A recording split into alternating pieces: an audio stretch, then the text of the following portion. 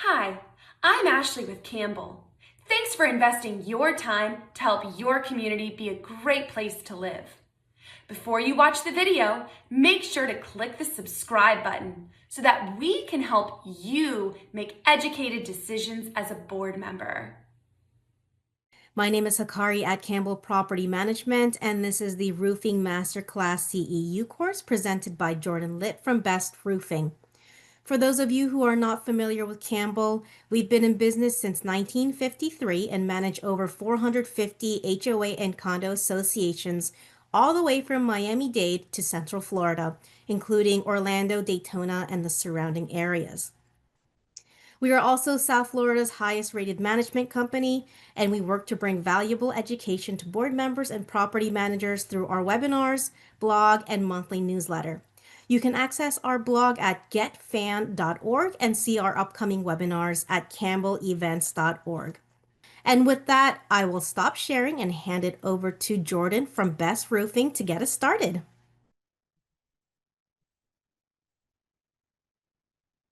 All right. Good afternoon, everyone. Welcome to Roofing Masterclass. My name is Jordan Litt. I am the Director of Service Sales over here at Best Roofing. Here's a little bit of the agenda of what we're going to go through today. As I think we had mentioned earlier, if you have questions, go ahead and type it into the box. And Jan, our moderator over here, will go ahead and read them out so we can kind of address any inquisitions at the time rather than later. So this is a little bit of what we're going to go through today. We got just kind of a roofing recap, different types of decks, permit codes, NOAs, stuff like that, insulation, different forms of roofing systems, these new Senate bills with 4D and 2D, which hopefully you guys and gals have a little bit more knowledge on now rather than a couple years ago. Restoration systems, the different life cycles of the roofs, and any other questions you guys have at the end we can go through as well. Okay. So a question, I know I can't get the quantity of hands right now, but how many of you out there are currently having a roof issue? And now is the perfect time to ask, because we see as the rainy season has kind of migrated a little bit later in the year, and we've been having rain, especially down here in South Florida, for about a month, almost maybe 6 weeks straight. So, and then the next question is, have any of you guys ever replaced your roof? Whether that's either at a property or at your own house, luckily, hopefully, you'll only have to do maybe one or two in your lifetime, but it's a very arduous process. So there's two different types of categories typically that we're going to speak about when it comes to roofing, and that is your steep slope, or what we consider to be a pitched roof, and then your low slope, which we also call mostly a flat roof. With the different type of steep sloped roofs, there's three primarily that you're going to see, especially down here in South Florida, and that's going to be your tile, shingle, or metal. I'll tell you, shingle, most cost effective. You see that. You see a lot of tile, especially down here in South Florida. But we're starting to see the metal market actually pick up a little bit as well. It's going to be a little bit higher of a price point, definitely than your shingle. Certain metal options actually can be very competitive with the tile options out there. But I'm seeing a lot more of these metal installations go up, and they do have a little bit longer of a lifespan. And I think that they're a little bit more durable and require a little less maintenance. So that's also something to consider. It's not only what is the cost of the roof today, but what's it going to cost me over the lifespan? And that's something to think about. Types of low slope flat roofs, single ply, modified bitumen, built up roofs are the main ones that typically we see down here. Built up roofs, primarily a little bit of the older antiquated versions that were installed. Modified bitumen, and especially the single ply, are what we're seeing more today, and have seen the most advances in technology, we'll say, over the last 1 to 2 decades. Now, this is the part of the class which I always say, everyone sit up straight, pay attention, because this is what I would argue is going to be one of the most important parts of, if you take anything away today, it's this. When people say, Jordan, can you throw me out a budget? What's this going to cost me if I replace it? Now, look, whether it's a house, a shopping plaza, a mall, townhouse, any structure out there, everything is going to be predicated on the roof deck. It's going to be the roof deck and the existing composition of that roof system is really what's going to come into play and help determine the cost. And there's so many reasons why, which we'll get into here. But just to talk about them, these are the 6 different types of functional decks. So you have your wood decks, your steel decks, and then I'm going to start from the go from the bottom here: gypsum, structural concrete, tectum, and then lightweight concrete. I always say last because technically you can see lightweight concrete as part of a metal deck component where it's actually part of the structural deck. You could also see lightweight concrete installed over structural concrete. So we'll talk about when and why and how all that is done a little bit as well. So another thing is typically certain types of structures or buildings you should be able to look at and safely assume what those types of decks most likely are. Now, I teach all of my guys out in the field as well not to assume and to make sure that we can confirm 100%. But for example, when you look at like a single family home or typically a townhouse, most often than not, you're going to find a wood deck, whether that's either plywood, tongue and groove, something like that. That's typically what you're going to see for the single family houses. Here you can see the plywood sheathing. You can start to see some of the structural joists underneath and the eave, which is basically the edge right there. These are the joists on the inside, usually anywhere from 18 to 24 inches spaced on center, which provide the structural support underneath the sheathing. Steel decks, take any of these big box stores that you guys go and probably get your groceries at, or think about Costco, Walmart, Target, any of those. They're most likely, you're going to look up, you're going to see a metal deck with a bunch of screws popping through. And that's because these lightweight, these steel decks are very lightweight. They're strong, economical, easy to install, easy to basically put up a bunch of structural walls and basically slap a bunch of decking up on top of it. So it's these big warehouses, typically that's what you're going to see with the steel decks. This is basically showing you how, I don't know why they actually throw this here, because it's basically showing you the penetration through a deck with the structural joist underneath it, which we'll get into. 2 different versions usually you're going to see out there. You're going to see vented and non-vented.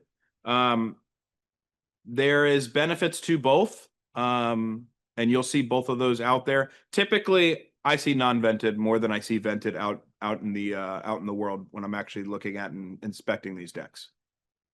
So, and here's a perfect example of what I was talking about a little bit earlier. So here we have a metal deck with lightweight concrete installed above it.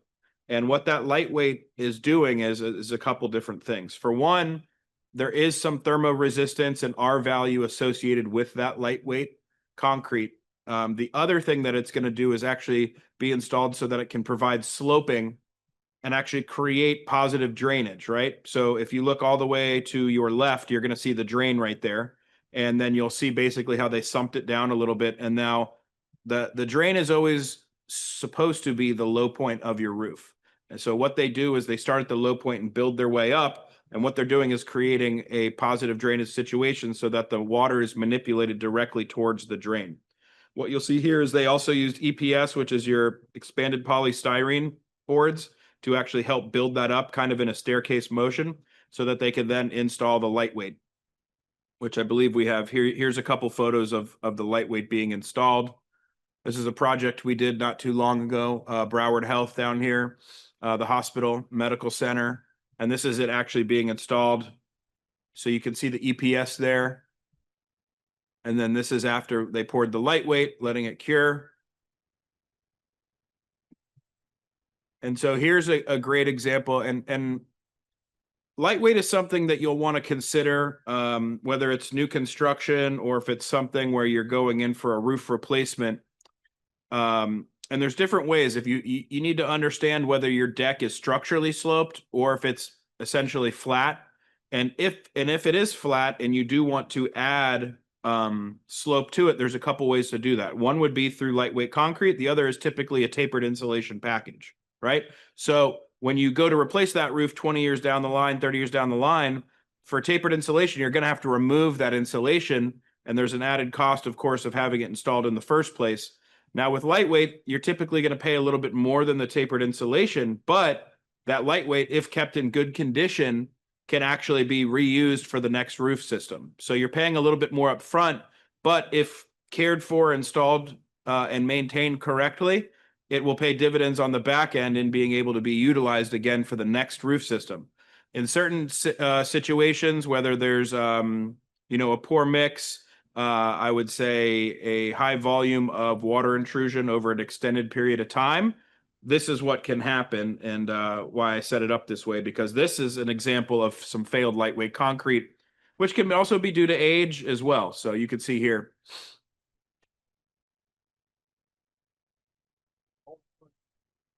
And you can see where we're trying to tear the roof off here. And the roofing material was stuck to the top side of the lightweight. And when they tried to tear it off, it basically disintegrated from the underside.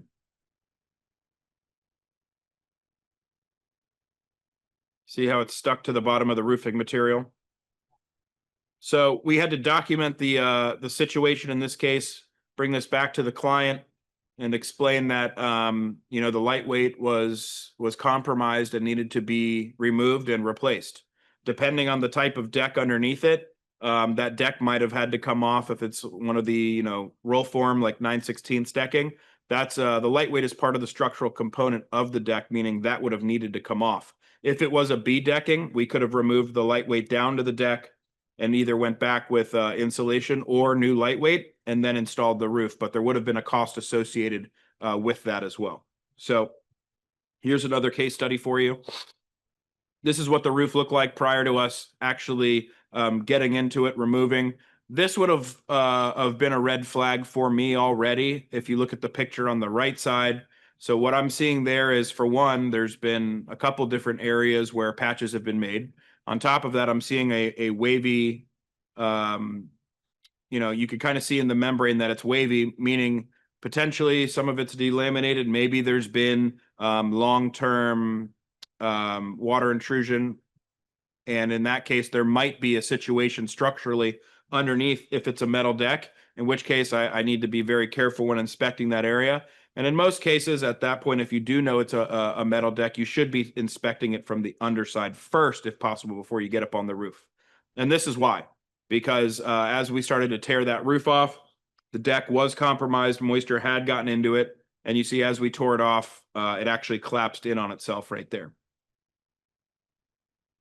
So I'll actually take you, so you see the top left, that's actually us gridding out the roof, kind of tearing it off, and then the bottom left, seeing that there was an area, bottom left and the top middle photo, that there was a compromised area. So what we'll do actually, as you can see in the top right corner, we'll actually square that area off, because you can't spot repair a very small section of the deck. It's important in the code that you're going to have to remove an area of at least three joists and span 3 joists to make sure that you're getting the structural integrity required. If that is the case, typically you're going to have to step back. You might have to get a structural engineer involved, get proper specifications so that you understand not only how far you need to span, but what type of fasteners need to go where specifically into the purlins, the stitch screws, which are going to have to overlap at each piece of metal that overlaps there. And then you can see in the bottom right corner, this is the metal being installed in that area. And what we're doing there is numbering each piece and documenting it. We typically create like a change order log for decking replacement, so we can help communicate to the client exactly how many pieces on what day was done, so that they can see exactly what was done on their property. So what you'll see in the top middle is the insulation being installed with the cover board being installed on top of that. Top right corner, you'll see the cover board fully installed over the insulation. The bottom middle photo is the Rhinobond induction welding that's occurring, where we actually heat the TPO up over the top of those plates and actually get an induction weld there. And then you can see the bottom right, that's what the finished product looks like once we're complete over that specific section. So the next deck, is structural concrete. I would argue that this is definitely the most durable. It's definitely the strongest. And based on the NOAs that are out there in the industry, a fully adhered system over a concrete deck is typically going to provide the highest negative uplift pressure of any system out there. And you might say, Jordan, what does that mean? What that means is if there is a high wind event like a hurricane, a fully adhered system using glue and low-rise foam adhesive over a concrete deck is most likely to stay connected to the structure through a high wind event. So two different types. Typically, you're going to see twin T hollow core, which you can't see right above me. We got a twin T deck over here at the office.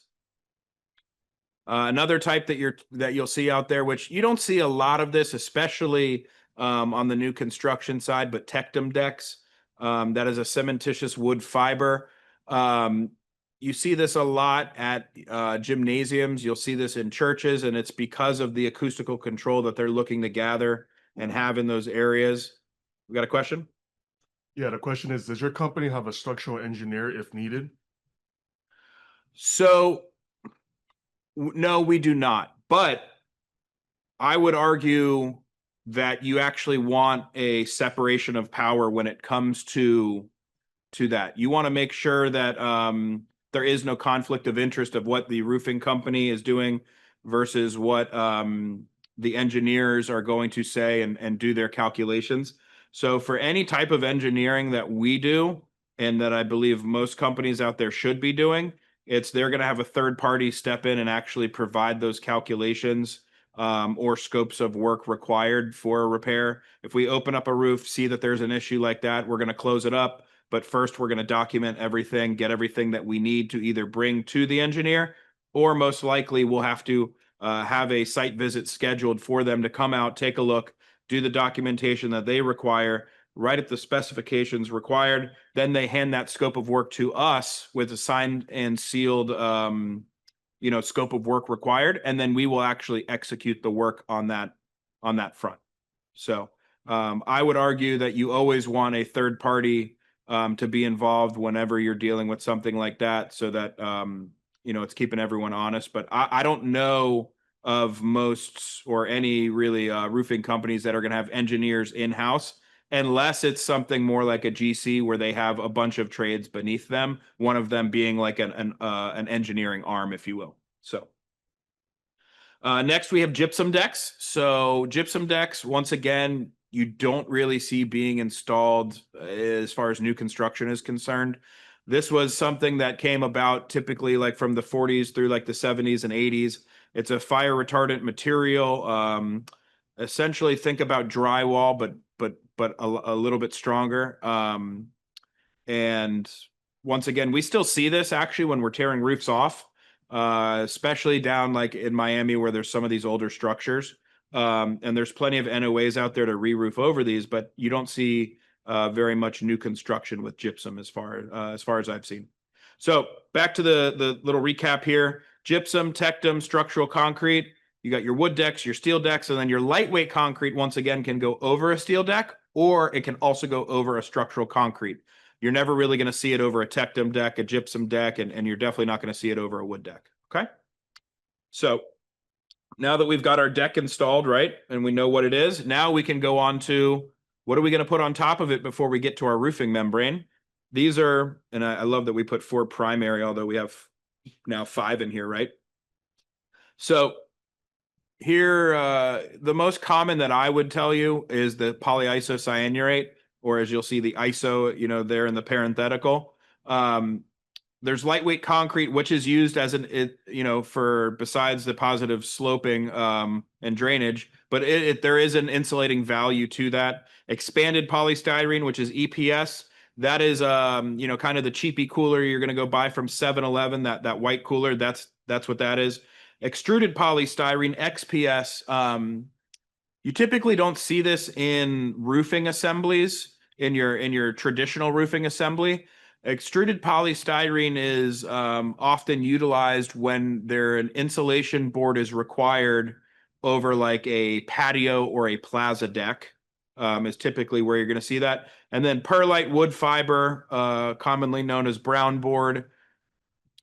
there's plenty of companies out there that are utilizing this. I would argue that this is a cheapy, very cost-effective, but very basic and has the least thermo resistance or insulating properties of any of these options. And we'll have a slide here coming up shortly, which kind of explains what those are and why they're so important. And this all came from the 70s when there was this energy crisis, and instead of insulating always on the interior of these buildings, they said, well, let's try insulating on the roof to see if we can keep all of that energy and that AC and all the air on the inside.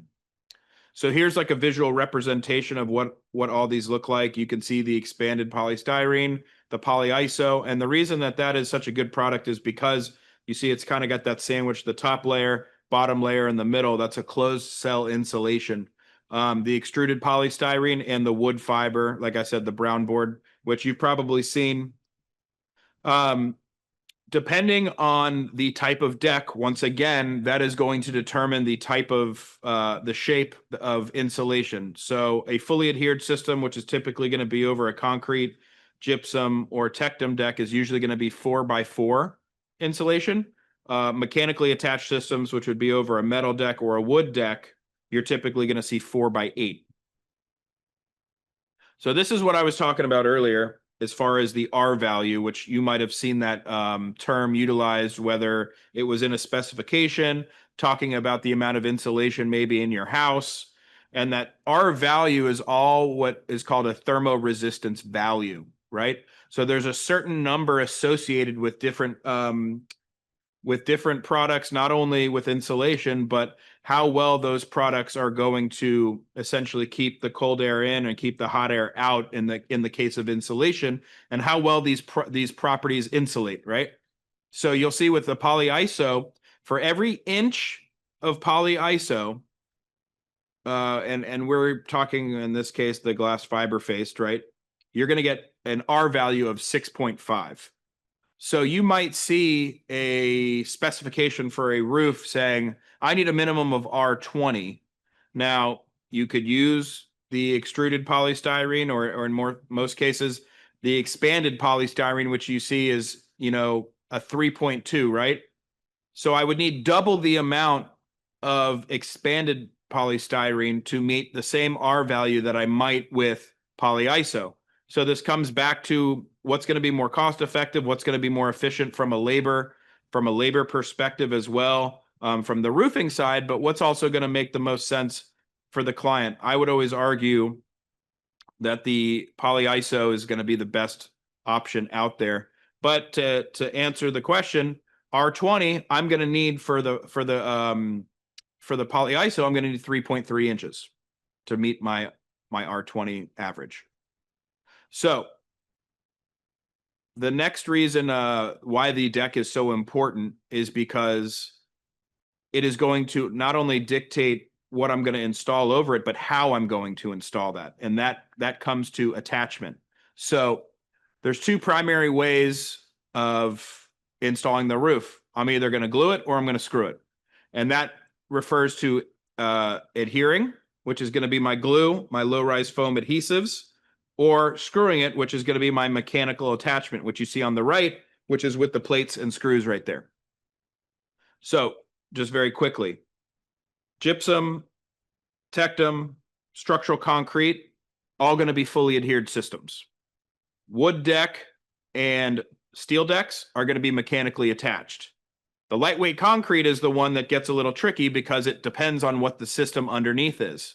If it has lightweight concrete with structural concrete, you're still most likely going to adhere, although you could mechanically attach the base sheet depending on the system.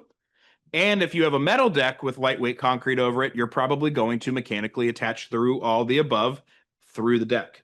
So all of this changes what that price point is going to be, which is why it's so important, because adhesives and glues are going to be differently priced than plates and fasteners. And on top of that, especially during COVID, some were more available than not. Prices went up in some versus the other, like the steel, going up and down, tariff stuff like that. So, It's very important to understand what these factors are so that we can accurately budget, and help you guys understand where you need to be from a price perspective when it's time to replace the roof.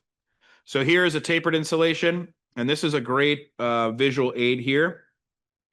So when I talk about tapered insulation, what that means is if you do have a flat deck and we do want to add positive drainage, I need to create that positive drainage through the installation of that insulation. And so what we do here is we use different insulation boards that are 4x4, and typically with a letter assigned to it is going to tell us the height differential.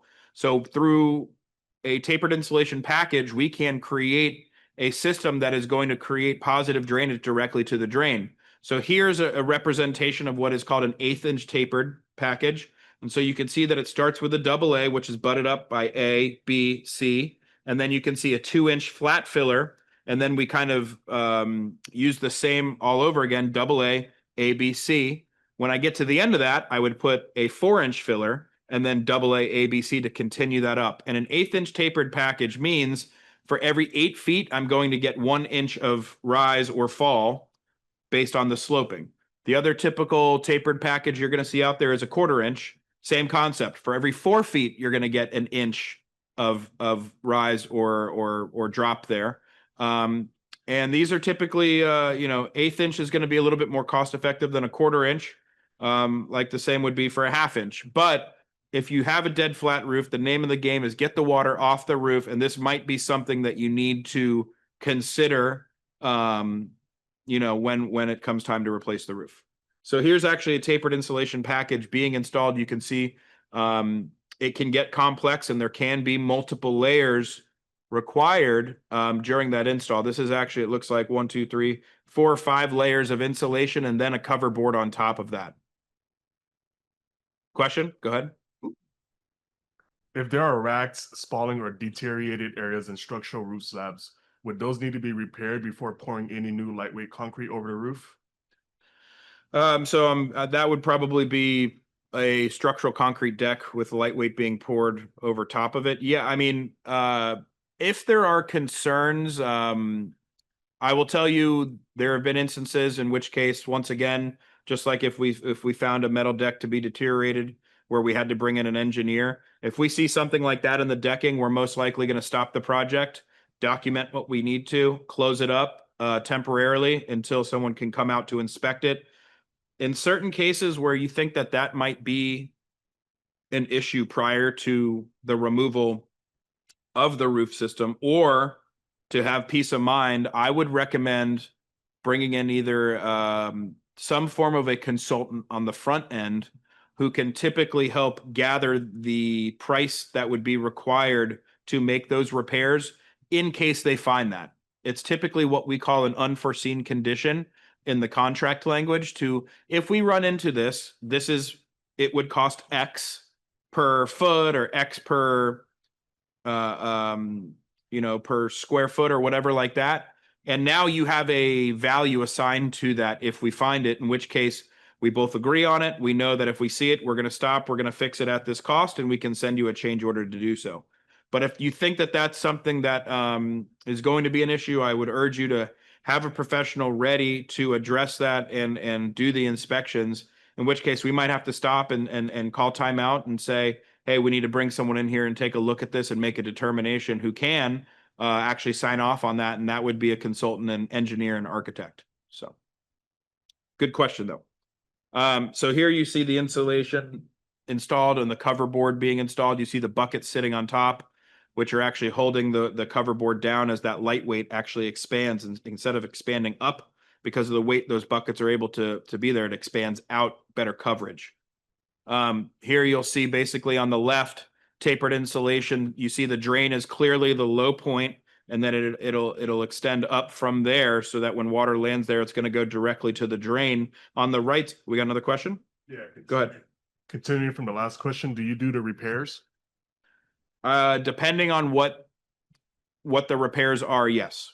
But yes, that is something that we can handle. It will also depend on what the specification of those repairs required are. There's different levels. For example, let's just take there being some cracks in the structural concrete at the deck level. It depends also the depth of those cracks would also dictate how we're necessarily going to make those repairs. Go ahead. What is the correct way for air conditioning units to be attached to the roofs? I assume it depends on the type of roof deck. How do you ensure adding or replacing air con mounts are not compromising the integrity of the roof? Great question. Yes, it will depend on the type of deck.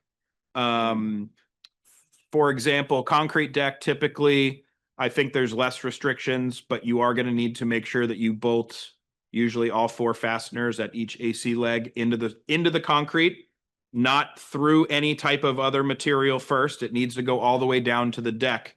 If that's happening on a roof that's not necessarily old or being replaced, you need a roofing professional like us to necessarily open that up to allow for that connection point to be made, and then the roofing company to actually come back and seal that up to a watertight condition after the fact. If it's a wood deck, for example, they're going to need to know where the joist spacing is on the underside, because you can't just have the legs connected to the deck at any point. It needs to go through the deck and into the structural joist. Same with a metal deck. You would need those stands to run perpendicular to the direction of the joists, so they can connect into the joists. And in certain cases, depending on whether it's an AC stand or an AC curb, you're actually going to need potentially them to weld some support joists underneath. So you definitely want to get an HVAC professional involved, in which case you might also need a roofing contractor for them to coordinate together, depending on whether it's during a roof replacement or during a repair scope of work. But you definitely want to make sure that that they know what they're doing, because depending on the deck type, it's very important. And it would be the same thing for gypsum or tectum. They potentially would remove the deck in those areas, connect directly to the joist underneath to make sure, and if needed, potentially reinforce the area beneath it. Go ahead. Do structural concrete need or require a SWR? The SWR. Yeah, they didn't elaborate on what SWR was, but that was a question. Debbie, can you reply back to us what you're referring to expand on for that. SWR?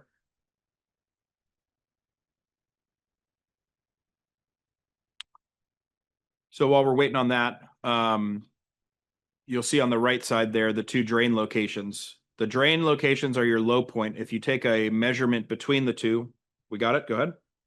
Secondary water resistance or barriers per MySafe Florida?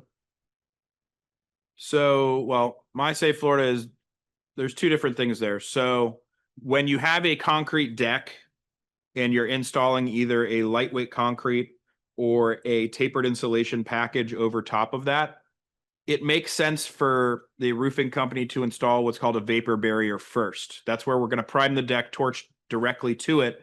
And that is going to allow us to tear the entire roof off after that, and then install either the lightweight, which it would be required 100% for that, or the tapered package, which actually helps us speed up the labor and can make it more cost effective for you. But it's also safer because we can keep the building dry. Now, secondary waterproofing underlayment typically refers to sloped roofing and what you would need to put on the deck, like underneath a tile or a metal roof system, which it's definitely required for like MySafe Florida. But it depends on the deck type, whether there's slope to it, and in which case that would dictate what type of SWR we're going to install underneath it, to answer the question. For structural. So, but I guess technically structural concrete can also be on a residential house as well, in which case I would say yes, you're always going to want that, because God forbid water does get into the roof system. The last layer of protection that you have before that water can actually get into the building is that vapor barrier. And I have seen roofs completely underwater, hundreds, thousands of gallons even in that roof system, and the building is completely dry because they had a proper vapor barrier installed first. So not only on large scale projects is it more efficient for us to do that, because we can install the roof at a better rate of production, thus saving you money. There's actually a lot of value to it as far as keeping water out of the structure as well. Another question? It was continuing on, it's a 1/4 tapered on a flat roof, current hot mop roof. So they should have installed a vapor barrier down at the deck. Because it's a hot mop application, it could vary whether they torch applied or sat a layer of like the fiberglass in the hot mop. I'm not a huge fan of them. But yeah, 1/4 inch tapered. They should have installed it basically because what they would do is they would tear off the existing roof system, and as they're tearing it off, put the vapor barrier down at the deck, in which case they can continue tearing the rest of the roof off without having to install any of the roof yet. Once the roof is off, you start at your drains or at your at your scuppers or whatever the low point is, and you build the roof up from there, which kind of ties into the picture you can see here on the right, where the middle point between those two drains is the high point. So you have to start at your drain, build the taper package up to where it reaches the ridge, and then go to the other drain and build it up to that ridge, in which case you can then taper the system and install it afterwards. But yes, in that case, you absolutely should have, or make sure that, and if you're not sure when you're getting these quotes from these other roofing companies, ask them to specify. Are you putting either a torch applied, cold applied, a hot mop system where there's going to be a vapor barrier down or a vapor retarder in certain cases down at the deck before the rest of the roof is installed? And if you're not, you should ask for pricing on that because it's definitely worth the money. We good? Okay. So a couple different flat roof systems here, built up roof design. And this kind of falls into line with, you know, the lady asking the question there of this is kind of how these built up roofs are installed, where depending on the deck, this is actually showing an example where there's a metal deck where there has to be insulation, but in which case you can do the same concept over a concrete deck. And they're going to put a multi-layer with felt in between with the asphalt there. You know, they could screw up the first and second, get it right on the third, and just kind of keep going, and then ballast it with some gravel up top. Here's your hot mop install. So this is kind of what, this is the way that she was asking. This is how that roof was installed. I'm not a big fan of these. I tend to think there are a lot of, everything has to go right. This is kind of a lost art that's kind of slowly being extinguished, although there is still a fair amount of companies down here in South Florida that are doing it. But this is an antiquated way to roof. There's better, more cost-effective, and more efficient ways of doing things now. So, you know, I always recommend exploring all those options. If you only have a couple hot mop quotes, go out and get a couple different ones and ask why. So, like I said, multi-layered system. It is good for traffic. You could scuff up the first layer. It doesn't necessarily mean you're going to get leaks into the building, but it is prone to applicator errors. Like I said, everything has to be working correctly at a certain height of building. This actually typically won't be installed because of the pumps and what they need to do to get up to those areas. Modified bitumen roof systems. These are great because these can be cold applied, they could be torch applied, they could be hot mopped. But we still see a lot of this being installed, especially down here in South Florida. But it is there are some pros and cons to this as well. We do mostly torch applied. And you can see this is what it's going to look like. So these are typically going to be redundant, where there has multi-layers, like I said, torch mopped, cold applied.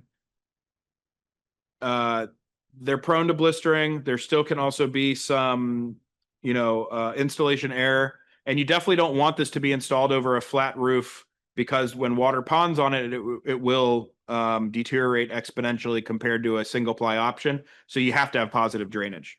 Question. In my HOA, barrel roof tile is all that is accepted. Would another less expensive type roof be acceptable? Well, when you have an HOA, it's not necessarily what's going to be acceptable. There are, of course, plenty of other more cost-effective options. Barrel tile is typically one of the most expensive from a price point, whether it's concrete or even more so in clay, which are clay barrel is basically the most expensive tile option typically out there. The problem is if you have an HOA, you're still going to have to go through them to get anything approved. So yes, there are plenty of options that are more cost effective than a barrel tile, though. So I'm going to try to run through some of this stuff quickly to make sure we get through it all. Single ply roofing, I would argue that this is our bread and butter. I would argue this is the best option out there in most cases, although we are going to look at whatever your type of building is being utilized for and recommend a system based on that. So you can see the Marlin Stadium down here is actually a single ply option. This is one being mechanically attached, which almost all of these systems can actually be attached using both methods. This is a fully adhered system. You see us painting on the insulation, the bonding adhesive, and then painting it on the underside of the TPO. The Rhino bond, which I mentioned earlier, induction welding, every one of those plates is an attachment point where we actually weld that area with heat through induction welding and actually put the pogo sticks on the right, which are basically a magnet to help cool and compress that, and so that it can stay connected to the building. This is a robot basically used to help weld all the seams at a consistent temperature to make sure that we get a proper weld. For any of the tricky locations, or if we're doing little repairs, you're going to see a hand leister, which is basically what you see here, us doing hand welding.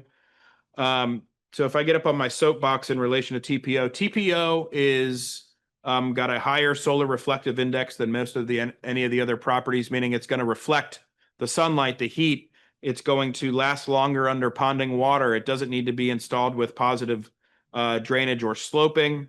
It's now more cost effective than most of those other materials. They come in 5, 6, 10, or 12-foot rolls, meaning there's less seams than some of those other products. It's typically cheaper to maintain over the course of the lifespan of the roof. In most cases, I would argue, especially like when I was a construction manager, 9 out of 10 roofs that I was tearing off were built up and modified roofs. 9 out of the 10 roofs I was putting back were single ply. So I would always recommend, or at least ask for, an option. And if those companies can't provide one, they might not be able to install because some of these have a different technical skill set. Another thing to take a look at as well. So spray foam roofs, you see these down here in South Florida a little bit. I'm not a big fan of them. They have the highest uplift resistance for hurricane zones, but they also require the most attention and most maintenance from what I've seen. And once water gains entry, they can deteriorate exponentially. That's 2 years, 4 years, and look at 6 years. So they hold a lot of water. You got to be very careful with these. Metal roof systems for sloped roofs, love these options. We're seeing more and more of this now. You can see there on the right, we got the wood deck. There's our 30-pound going on the left. You see the secondary waterproofing underlayment with our peel and stick being installed.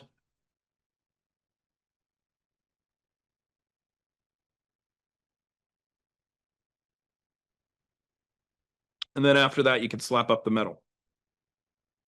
So there you go. That's a standing seam roof being installed right there. Testing codes. So uplift testing, that's what I was talking about. All of the systems that are installed are going to have an NOA down here in South Florida, meaning they've been tested already in a lab setting, which is what you see there. The roof system is thrown into that machine and all the air is removed. Then the negative pressure is trying to pull up on that roof to create failure so that they understand at what point the negative pressure can actually handle that roof system. Belt chamber is essentially the same, but done out in the field. Moisture surveys, I'm a big fan of. I think they're very illuminating. This is also done by a third-party engineering firm. I prefer the nuclear testing, which is what they'll do is they'll scan the roof looking for the H molecule, which is the H and H2O, right? Hydrogen. And what they're going to do is they're actually going to scan the roof and take the readings that they get. They're going to take a few core samples, bring them back to the lab, weigh each one, bake every component of that roof at 230 degrees Fahrenheit for 24 hours, and then weigh it once it's done and see how much moisture was pulled out of it, which will give them a baseline and then be able to tell what areas of the roof are holding high levels of moisture. Yes. We have a pitch wood roof with traditional shingles. What are your recommendations as we do need to replace them? Well, there's different cost points of what I would say. If you're happy with kind of the shingle performance, that's going to be the best bang for your buck. But if you're looking for something that's going to be a little bit more durable, you'd want to consider tile, but there might be some weight restrictions based on how the roof was installed of whether that can be an option. And then obviously a metal standing seam or a 5V crimp, although I would recommend the standing seam, is another option, which will probably be close to double the cost of the shingle, but is something of more of a set it and forget it type install. So moisture surveys are a great option once the roof is complete to make sure that there's no residual moisture in it. If the roof is getting old and as a property manager, you're trying to help show the ownership the light, you might want to recommend one of these, and you can show them, hey, look, this roof's waterlogged, it's time for a replacement. There's just a lot of good examples of why this would be something that is a great tool to be utilized.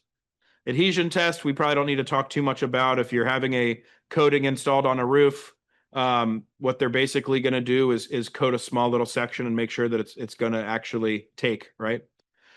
Senate 4D, this is in relation to the Champlain Towers roof collapse. And what you'll see here is legislation that was passed that is going to require an architect or an engineer to come inspect your buildings. If you're within 3 miles of the coast, you're going to do it at 25 instead of 40 years and every 10 years after. If you're 3 miles or further, it's going to be at 30 years and every 10 years after. And what they're going to do is a visual inspection. If they require it to go to a phase 2, they might have to do some destructive testing and determine if all the life safety issues are up to par with where it needs to be. And then you're going to have to do a structural integrity reserve study, or SIRS, and determine how far you are from replacement for all those different life safety issues, and make sure that the board is fully funded before they actually get to that point, so that they do have the money to replace it, so that we can try to eliminate issues like this from ever occurring again. And that's where these issues, and here you go, the life safety 1 through 11, all of these now need to be prepared for and fully funded when it comes time for replacement of each item there. So 2D is in relation to residential, and that's going to be more of the single family homes. We were getting a lot of calls from homeowners very upset, saying that Citizens and all these other companies were going to cancel their insurance, and their roof's only 12, 13 years old, and what am I going to do? And this bill actually protects these homeowners up to 15 years. And then after that, you can call a company like us or someone to come out and render their opinion to see if it does need to be replaced, and try to prolong that coverage. But it will protect the homeowner up to about 15 years. So if you do not know, or if this is the first time you're hearing about these 4D and 2D, it's definitely something I recommend that you kind of read more up on, because especially in condos, buildings that are 3 stories or higher, HOAs, this is something that is affecting the market down here a lot. And it is something that you do need to be prepared for, and something you need to be vigilant about if it is, if you do live in one of these types of buildings. So this is our internal grading system for a roof. If you have one of my forensic roof specialists come out to your roof, this is typically what we're going to use in-house to grade your roof. So A is 15 plus, B is 10 to 14, C 5 to 9. That's typically a C, D 2 to 4 years. That's really where most roofs that we're looking at as the older side that we're going to find. And the D is really the last chance to do something to it before it's time to replace it. So this is like this is an audit I did on a roof, and this is a type of program that we provide, and what an audit would look like. So you can see there, I took a core sample of the roof, started to show you a couple different areas observationally of what I found. On the right, you'll see some of the deficiencies I found.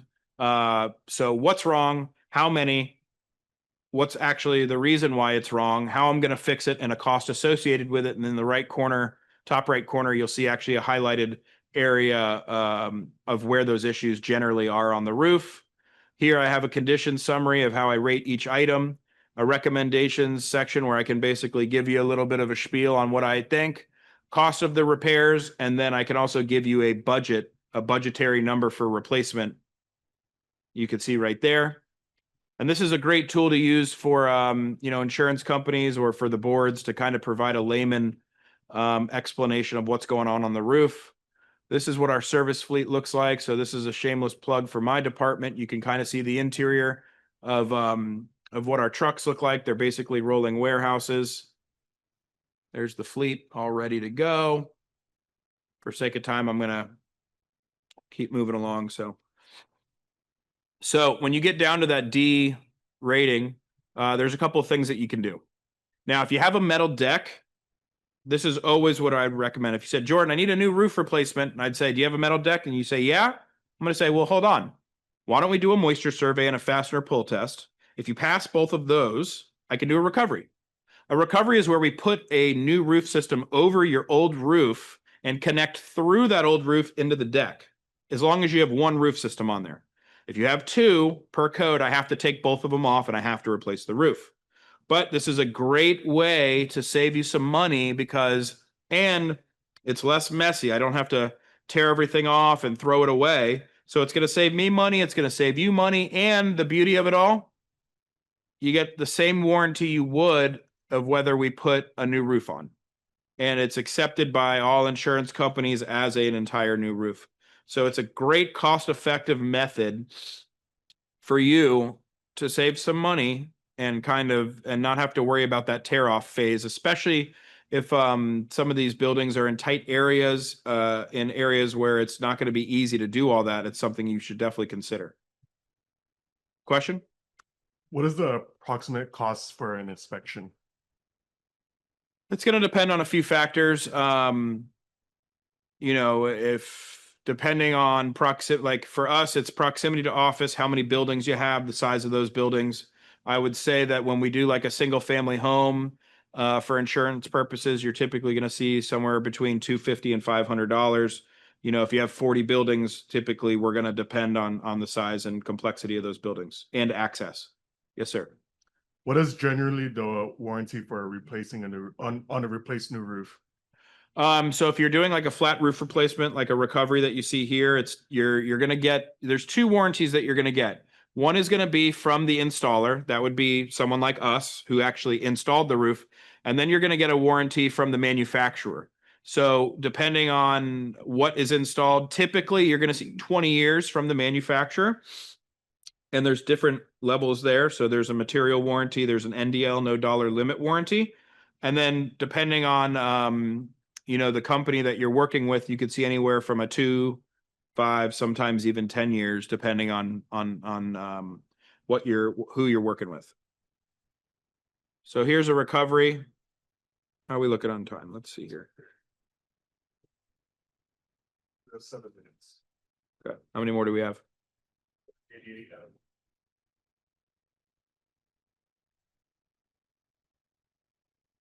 So this is a recovery taking place. I think it's always good for these visual aids to be seen. So you could see us actually installing the cover board. I have a couple questions. Wait. Go ahead. Can a metal roof be installed on a flat roof surface? No. Metal roofs are going to be a steep sloped installation, and for shingles, tiles, metal, there is a minimum requirement. Usually it's going to be around that 2-on-12, 3-on-12. Like my personal residence is a 2-on-12, so I cannot install shingle or tile on that, but I can install metal. Go ahead. For a modified bitumen on a concrete roof flat, do you recommend using a thermoplastic roof coating like Carnark? Coatings are something that I'm very conservative about. If your deck is flat, your roof is flat, modified bitumen, it will save a few years of that roof's life. But you have to consider cost of install versus cost of eventual replacement. Is it going to buy you a bunch of more time on the roof? Silicone can handle ponding water. I do like Carnac as a product in general, but you do need to be careful. There's a couple different factors I'd have to consider there before I just say yes. But the good news with silicone is that modified bitumen absorbs the heat, right? So your building is going to get very hot. It's a not very efficient product. By installing a white silicone over that, you are going to reflect a lot of that heat. It will also help extend the life of the existing modified bitumen as well. Go ahead. Debbie says, fact check. Recover is not a roof for insurance per citizen. So A recovery will pass with citizens. So it is a permitted system. And we have seen that citizens and other companies, it depends if it's done correctly, but we've had no issues with those installed. So I would have to see what the case specifics are with that, but I haven't had any issues, and we've installed those over a myriad of different buildings. Yes. Can you do a re-roof on an existing roof that had silicone coating on top of the bitumen? So theoretically, are you talking about a recovery? Can you do a re-roof? Yeah. Well, you would you're going to have to tear that old material off. So it shouldn't be an issue of what was actually existing, unless they're talking about installing a new product over the existing, in which case you're typically going to have to remove the silicone. If you're planning to torch apply to it, you'll actually have to burn it off or remove it, or put a cover board over it, mechanically attached through it and torch to that, or put a single ply over it.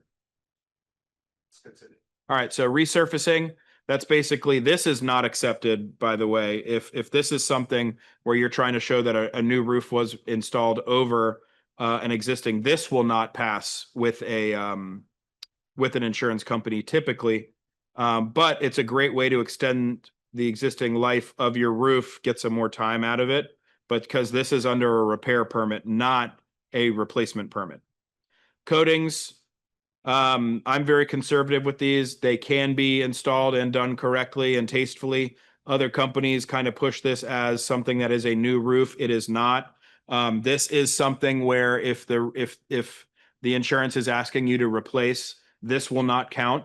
And the day after this is installed, they might tell you you need to replace it. You still have a 20-year-old roof, although you have a new coating. So here's just a couple examples as well of roofs that we are either in the progress of or have replaced. Different types. You see this is like a multi-family, multi-building HOA community. We have here a high-rise condo where we did a low slope and also a metal steep sloped application. Here is a large type of industrial commercial structure. 3 R's, that's repair, restore, and replace. Some of the topics we went through. And guys, if you can, do me a favor, hit this QR code. Please leave us a review. I would very much appreciate a review and any feedback, and let's get into any more questions we got. Go ahead. Can you comment on reflective roof coatings?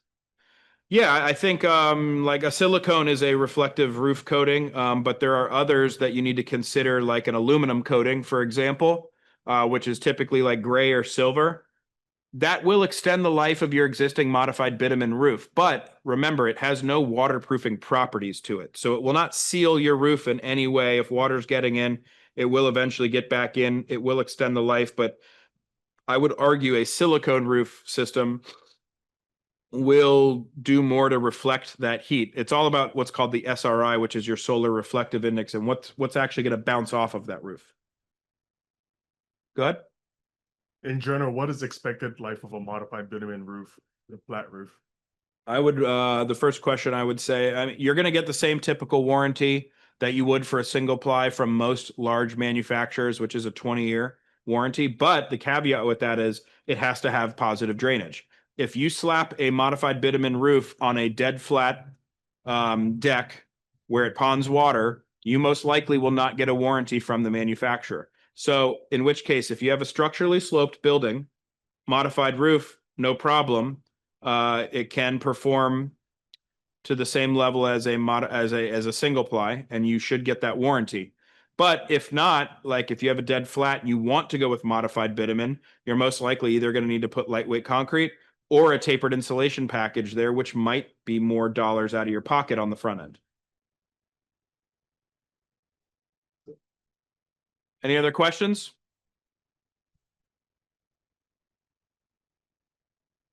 Well, I appreciate everyone's time today. Like I said, if you could, please scan the QR code, leave me a review, some feedback. If you have any other questions, I know that the information will be given out after this. Please give me a call. I love doing these classes. To me, a more informed and educated consumer is a better consumer. I aim to always educate and help everyone make the best decision possible for themselves and their buildings. So if there's anything I can do for you on that front, whether it's here locally or in another part of the state or country, please give me a call. I love to learn. I love to talk about roofs, and I am here as a resource more than anything. So thank you. Thanks for watching. For more great educational content, click the subscribe button now.